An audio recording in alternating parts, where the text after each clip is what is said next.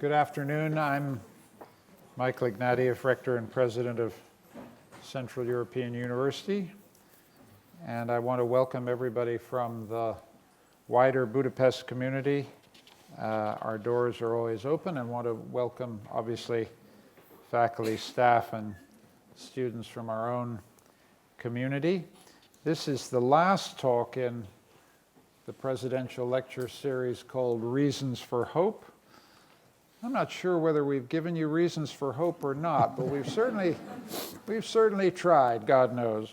One thing we have done is brought you some extraordinarily fine minds over the last 2 months, and we end with one of the finest.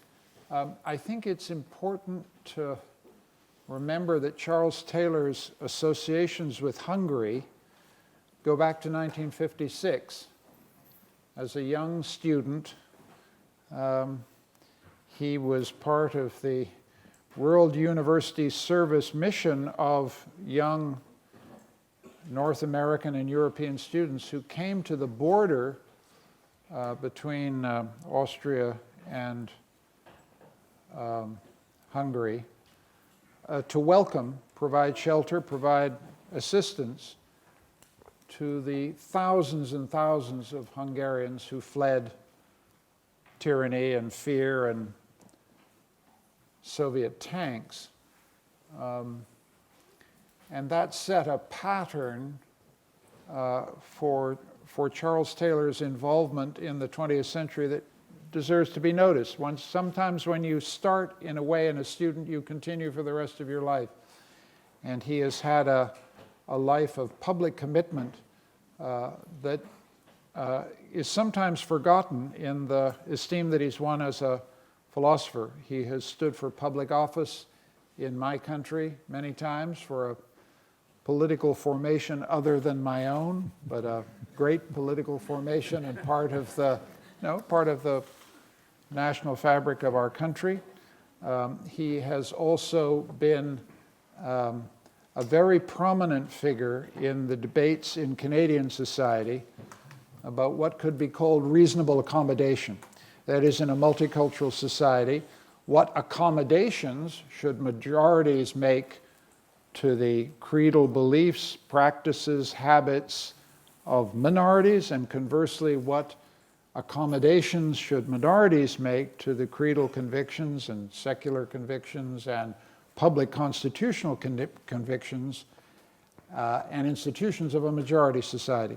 And this has been a very fraught issue in Canada, and Charles Taylor led, or was part of, with Gérard Bouchard, the Bouchard-Taylor Commission in Quebec, which published a really internationally important attempt to find a reasoned philosophical way to think through these extremely difficult issues in the relationship between minority and minority cultures, between religious and secular cultures in a modern multicultural society. But you are here in part because so many of you have been influenced by his work as a philosopher. He has produced a famous book on Hegel in 1975, a collection of papers called Philosophy and the Human Sciences in 1985, and a book by which he is known around the world, Sources of the Self, the Making of the Modern Identity. This connects to his work on reasonable accommodation. He's also written a book called Multiculturalism and the Politics of Recognition. He has a long and passionate involvement in the politics and the philosophy of Central and Eastern Europe.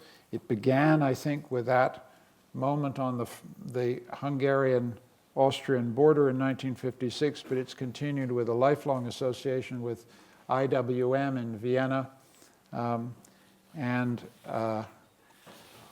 It goes without saying, as a Canadian, as a fellow patriot, how much it means to me personally to introduce a person I regard with something approaching veneration, if I can say so without embarrassment. Charles Taylor is going to talk to us about democratic degenerations, How Democracies Degenerate. Let's give a warm CU welcome to Charles Taylor. Thank you. That's a very kind introduction. Yes, thank you, Michael, very much for that very generous introduction. And when I think of the two titles of this talk, one is the series title, Reasons for Hope, and the other is the one I've given, Democratic Degenerations. I wonder whether I shouldn't run out of the room immediately. So I'm going to say some very saddening and depressing things at the beginning, but I think that's still not a misnomer as part of the series, because only if we face these depressing facts and see what possible solutions they allow do we have a way forward. So I'm going to try in a relatively short time to talk about three directions in which our modern Western democracies have not an inevitability, but a tendency to degenerate, about how these three are working at last together to produce a lot of the phenomena we see here. You might call it xenophobic populism, and then try to look at what this opens for us as possibilities of solutions or pushback or fight back and so on. So let me start with the first one, which is really core to the very meaning of democracy. It's an interesting fact. Well, democracy comes from the Greeks, right? But the kratos, the power of the demos for the Greeks were not the whole people. The demos was the non-elite part of the people, right? That's what, if you translate demos, it doesn't translate, well, it does and it doesn't. And that's the interesting fact, to see that all modern European languages have a word, people, populo, narod, folk, etc., which has this double meaning. It can sometimes mean the whole population, like the Greek laos, but it sometimes means the, if you like, non-elite part of the population. And what does that reflect? Well, I would argue that it reflects a meaning of democracy, and there are many meanings, I agree, but it reflects a meaning of democracy as what I want to call a telic concept. A telic concept is a concept which defines the form of life, in this case the form of politics, not by, as it were, particular characteristics that it possesses. There is a concept of democracy like that, the concept you find with Freedom House, where we check off, are there free and fair elections? Is there a free press? Do people have a right to sleep in their beds unless they do some wrong, etc.? And you tick it off and you say, well, those countries are democracies because they make it, and those countries are not. And that's a perfectly good concept. The concept I'm talking about is a telic concept, which I would characterize in the following way. It gives the ideal that this form of government, in this case, is aimed towards, with the understanding that possibly it never fully attains this ideal, and certainly it very often falls short of it, right? So, and what is the ideal? Well, the ideal in this case is that the two meanings of the word people, the whole on one hand, and the non-elites on the other hand, come together in the sense that the second meaning, the demos, the non-elite people, have their weight in the decision roughly proportionate to their numbers, right? That they're not put at a disadvantage and have much less input and much less power than the elites. And this, I would argue, is something that almost certainly never totally happened. But what you notice if you look through history is that there are periods when things are moving that way, moving in the positive direction, and there are periods when things slide away. And the fact that we never fully reach it is almost a necessity of history, because the conditions of the non-elites having this kind of weight in society constantly change. Just think back, in U.S. history, at the time of the founding of the state, the basis of power was land, and then of course democracy became possible because of a lot of public land, unfortunately stolen from Aboriginals. We don't want to go into too much of the seamy side for the moment of that. But then later on in that 19th century, the basis of power was large industrial organizations and complexes. Recently, the basis of power has shifted in another direction to financial institutions and powers and so on. So you have constantly in history a shift in the basis of power, and therefore a shift in the kinds of moves and maneuvers, the kinds of creation of institutions, parties, trade unions, and so on, which are necessary to come close to the democratic ideal. And I think we stand now at a low point in that particular coming and going, rising and falling. We, in the 1945 and in the period after that, what the French call les 30 glorieuses, the 30 glorious years, 45 to 75, we had in Western society move towards a greater equalization. If you want a power, and if you want to see the immediate reflection of this, it was a move towards being less great inequality. The Gini coefficient was it up or down? Anyway, less distance between the very well-off and the less well-off, the highest incomes and the lower incomes. Between 45 and 75, this difference was squeezed. And then from 75, 80 on to today, it's become much, much wider. And in recent time, it's absolutely galloping with the astronomical bonuses and so on that people get in the financial world. That's the index of the inequality of power, but also feeds back as part of the cause of that. Right? So we have this kind of coming and going. Why am I taking this definition of this dynamic definition concerned with the power of the non-elites as my definition of democracy, and not the other one, the Freedom House tick off the criteria, which is perfectly legitimate in its own way? Why do I think this is important? I think this is important because I think that the way many people live democracy is in terms of this understanding. And therefore, in the periods when things are moving ahead, in a sense, towards greater equality, there's a rise in morale, there's a rise in participation, there's a sense that things are moving in the right direction. And in the moments when we're sliding away, you get lower morale, you get, in fact, people turning off, deciding not to participate, deciding not to vote, becoming very cynical, becoming very, dissatisfied.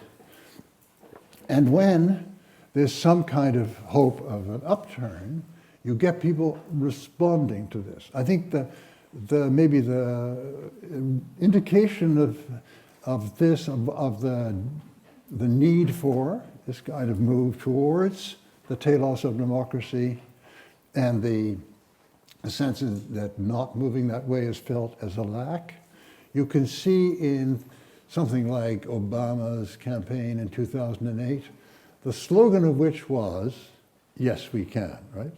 And if you look at the situation of the Indignados in Spain, right, the party that emerged from that is called Podemos, "Yes, we can." Now what does this reflect? It reflects a sense that most of the time, in one of these sloughs and one of these low points in democracy, people feel, no, we can't. We can't do anything. We are powerless to act here, right? And so you can see that the hunger is there.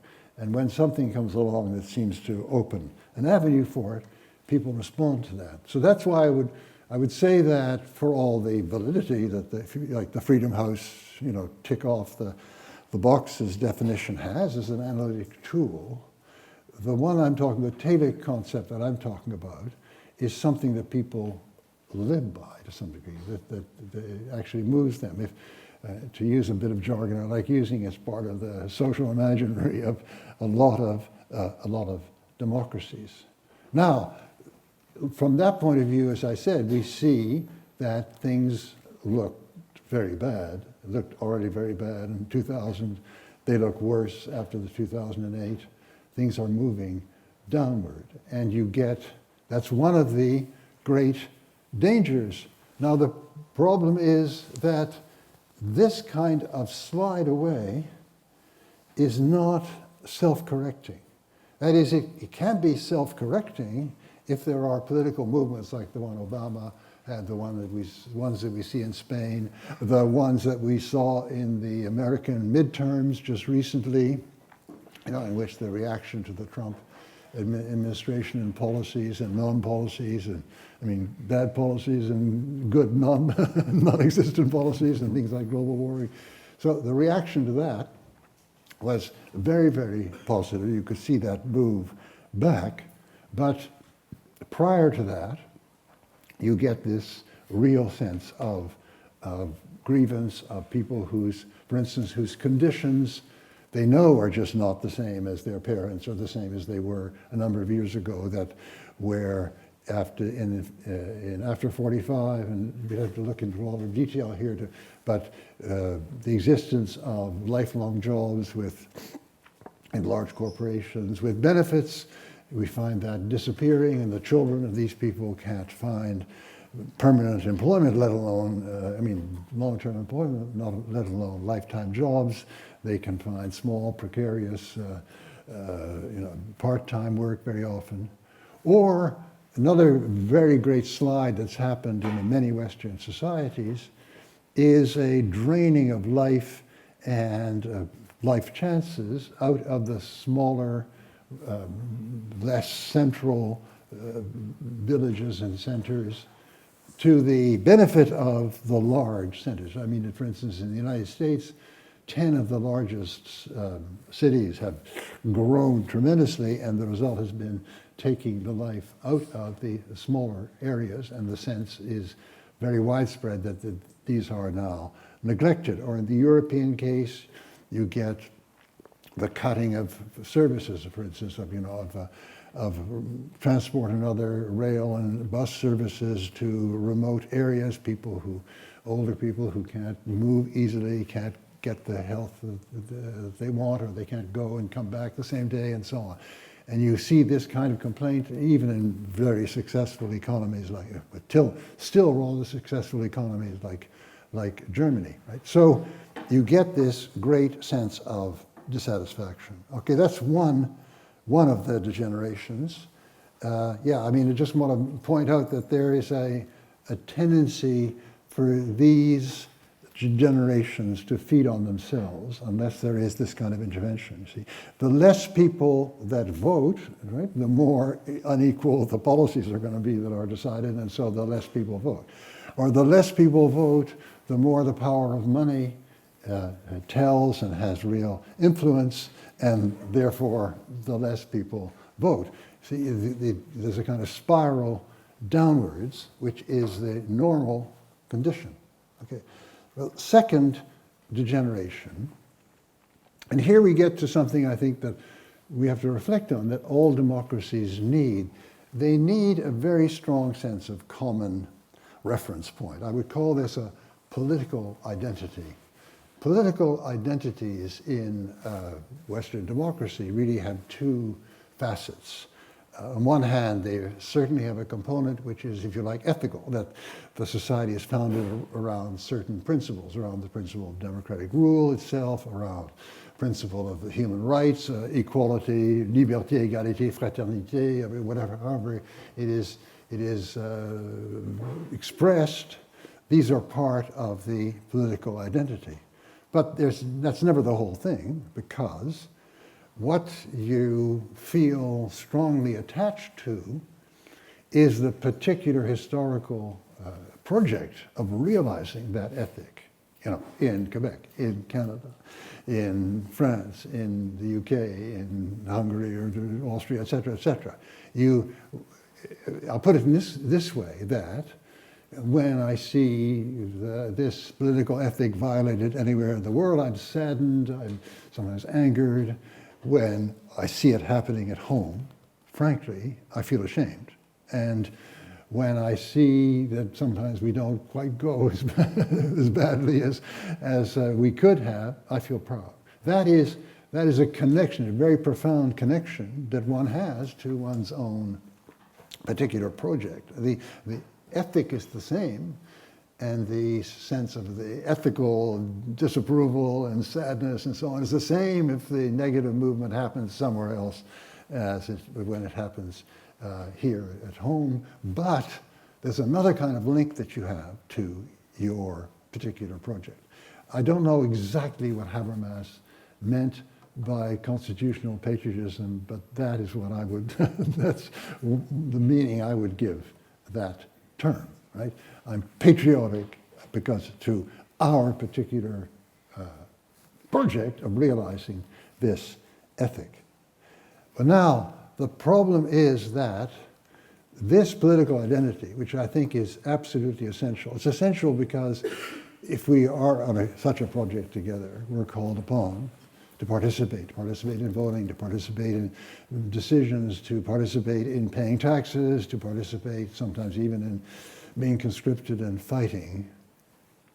And we're also called upon to help each other. So we're called upon to engage in various redistributive activities, redistributive functions, whereby we pay taxes and other people who really need it get the benefit of these taxes. And if you have a national health system, that's what's got to be going on. Some people are paying in without needing the medical aid at that moment, and other people are getting more medical aid than they're paying in.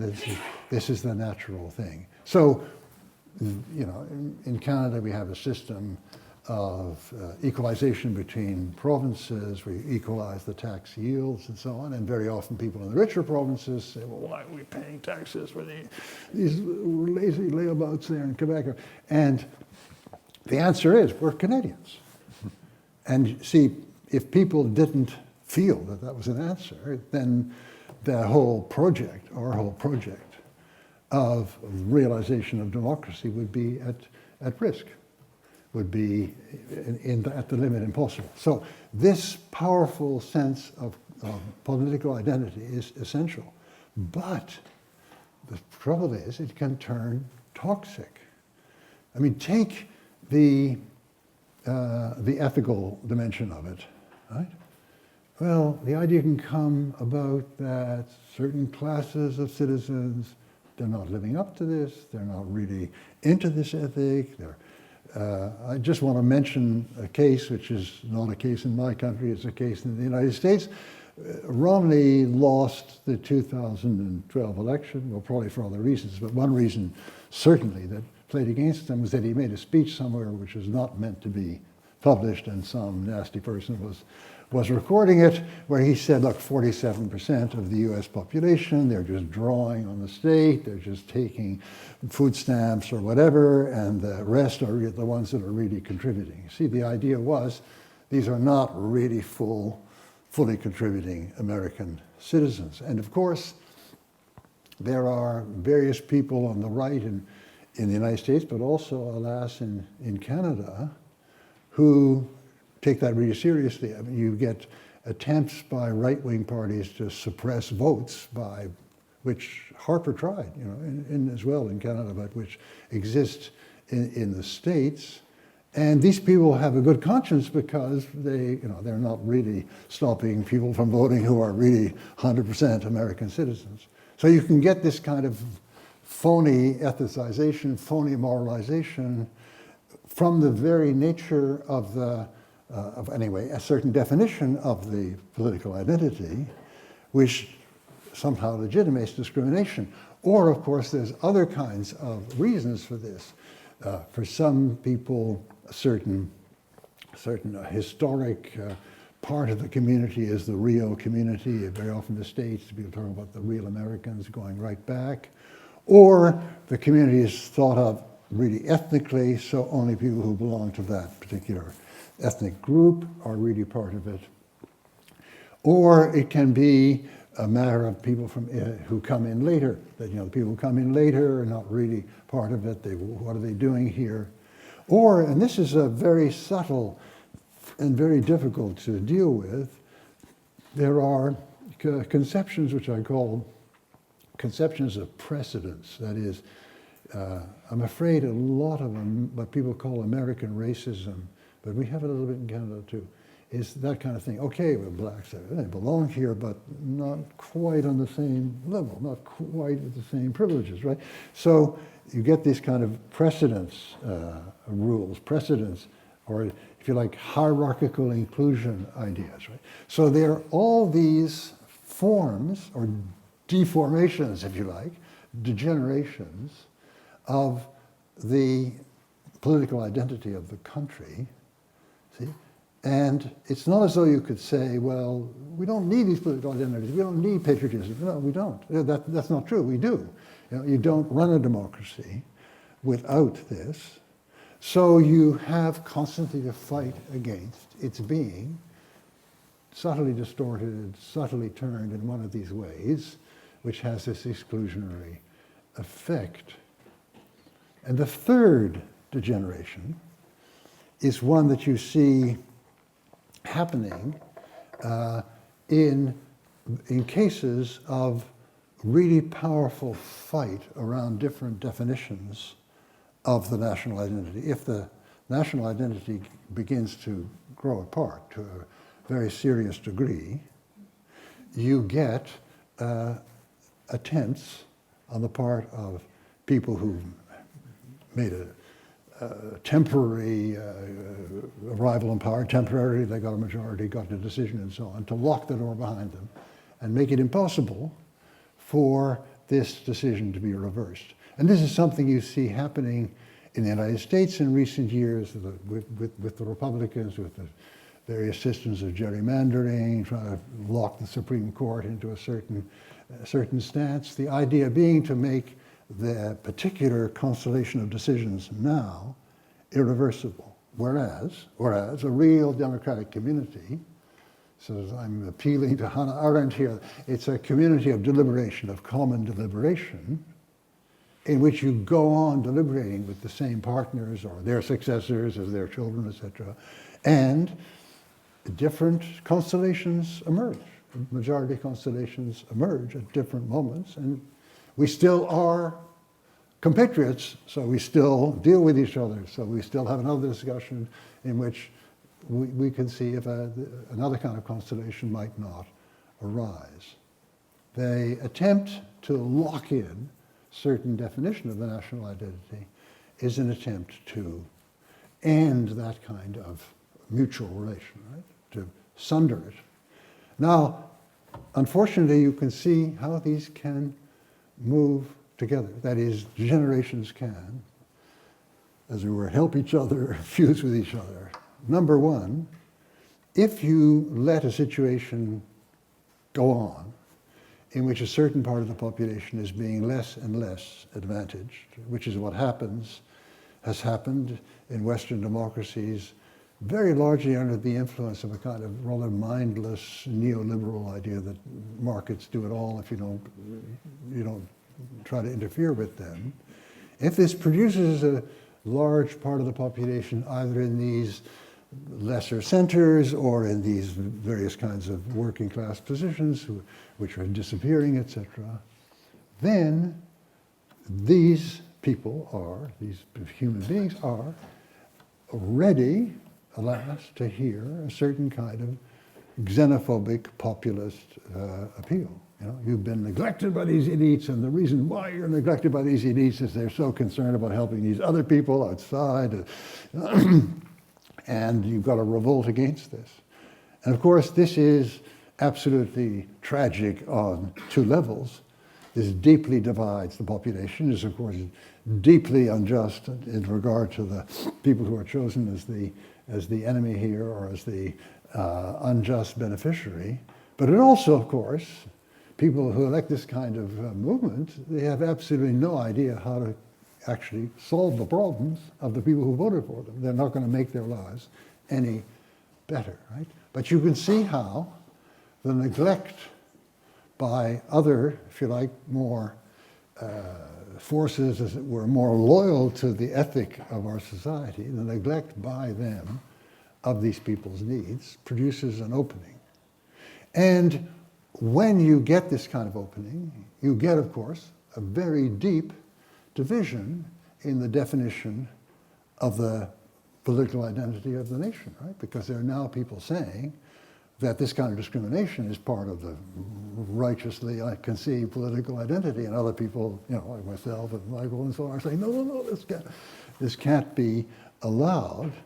And the temptation is there on the part of those who want to make this kind of revision, and as it were, making the circle of real citizens smaller. The temptation is there to lock it in, right? And of course, in an extreme case, they do lock it in, and it does become close to being irreversible. And now I'm touching on something that you know, alas, better than me, more in your experience than mine, alas. Because it could, we have now in the 21st century something we didn't expect to see and we didn't defend against, because we always had in our minds that this return to this kind of discrimination, well, it's Nazis, you know, it's back to Mussolini, it's back to Hitler. But there's something more insidious is now abroad, where, I mean, it's less terrible. It's not a grab at absolute power. It's not a grab at power which will control every aspect of people's lives. You can leave them alone for a lot of their lives. But it's an attempt to make certain sources of power irreversibly there, right? Of course, perhaps the paradigm of this is Putin's Russia, but, you know, alas, Hungary is, to me, I hope you don't, seems to be in the grip of such a thing. But you can see how all these different degenerations can combine in the way that I'm describing, and that they are now combining in many countries. Okay, so what do you do about it? Well, I mean, I wish I had a complete program. I wish I left it behind. But let me say some of the things that obviously have to be addressed. We need a kind of politics which can give hope to the people who are feeling most disadvantaged. Right? So I think perhaps the best quick summation of this kind of politics would be something that's arisen very hopefully in the U.S. attempts by the Democrats and so on to fight back and take back the House of Representatives, which they did, which is the slogan of a Green New Deal. It's got to be green, because that's the biggest problem ever faced by humanity, and we're just letting it slide out of our control.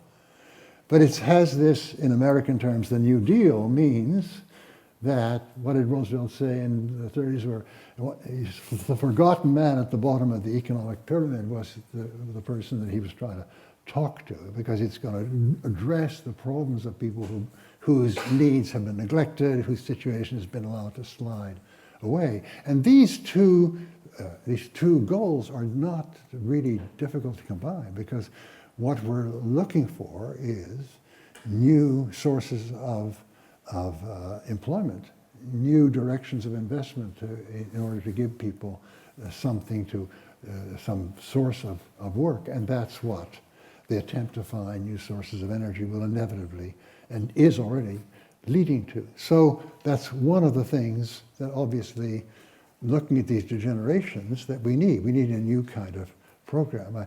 I'm very worried that in a certain sense, Europe has let, you know, we've all let this slide, but Europe has let this slide, worried more about the dangers of not pursuing a policy of austerity and so on.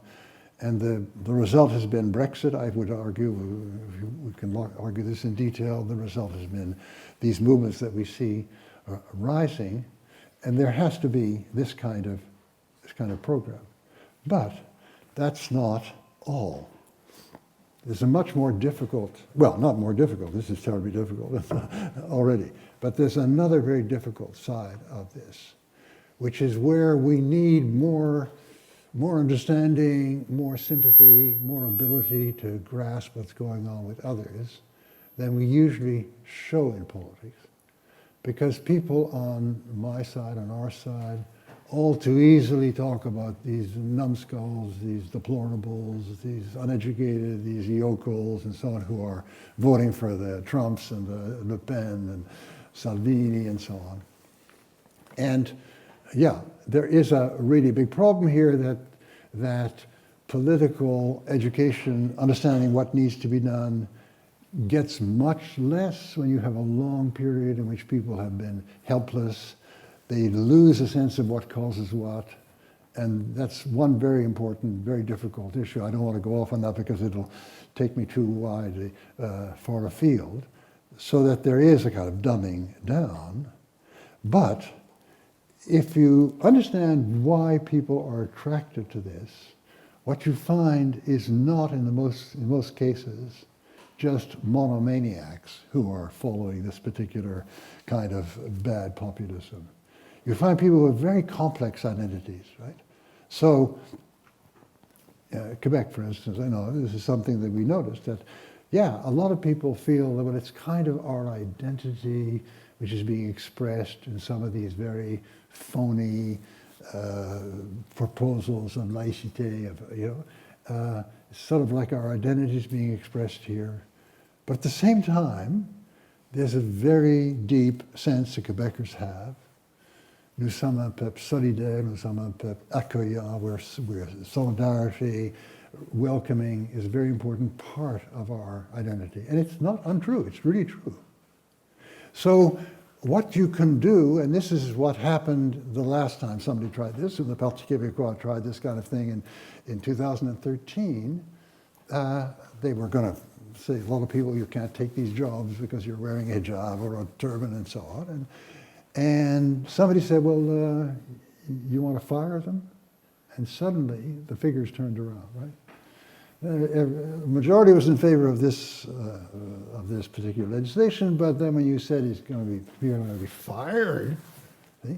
So that shows, this is just an example of how the people that are voting for Trump, for Le Pen, for Salvini, for all these awful people, I'm not talking about Trump, not capable of reaching him. I don't think he has a very complex identity. I think it's kind of narcissism, that's the whole thing. But maybe you said it's a wonderful thing and you're giving all this money, but it probably wouldn't work. But the average person voting is a very complex person, right? And the same working class American male that may not really think women are equal and may not think that, these strange people from abroad are really that, or may not be so clear on equality of the races. Nevertheless, Michael Sandel makes this very powerful point. They have this sense that as a man, right, I should be able to take care of my family, right? And that's a legitimate goal. So, okay, he may also not be very feminist, but the thing is, you're not making him pass an exam before you're allowed him to vote for you. You've got to speak to that, and this is where the really difficult part comes in. We have to have a kind of, I would say, almost the ethnographic capacity to understand these people. And there's some wonderful work I can recommend to people here done on the American scene by Arlie Hochschild and by Joan Williams and so on. We have to feed that into the political process and have people who are capable of getting to, not everybody, you'll never get to everybody who's voting for Trump or Le Pen and Salvini, but enough away from them to put an end to them as a threat and to put their weight behind the kind of program that can lead us out of this. So I think if you look at this, what the situation, how the situation came about, if my analysis in terms of these different degenerations is right, then I think it gives us some reason for hope. We can see what to do, perhaps, that will push things that will allow the thrust of politics to move in another direction, in a direction which can actually not only get us out of this, as it were, world in which xenophobic populism is so powerful, but also which can solve some of the really important central problems of our time. So maybe reasons for hope. Yeah, there are, after all, reasons for hope. Well, thank you very much for your very kind attention.